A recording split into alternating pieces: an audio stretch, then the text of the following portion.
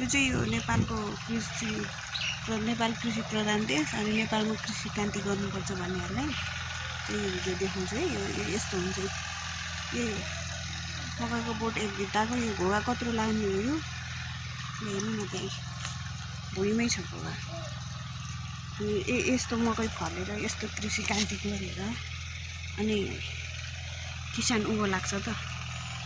यो हेर्नु न यस्तो यो के हो यस्तो। कतै बाँदरले दुःख दिने, कतैको किसान बाँदरले मकै खायो भनेर रुनु पर्ने, कतैको किसानको यो भुइँमै घोगा लागेर हाँस्नु पर्ने। अब यसरी कृषि क्रान्ति हुन्छ नेपालमा। हाइब्रिड मकै ल्याएर रोपेको यस्तो छ है। यो बिउ नराम्रो हो कि यो किसानले रोप्ने समय नजाने हो कि किसान पनि के हो न मेरो आमाले रोप्नु समय नजानेर हो कि के हो यस्तो। यहाँ बारी बाँझो भएर यहाँ आमाले धनियाँ हालिदिनु भएको रहेछ।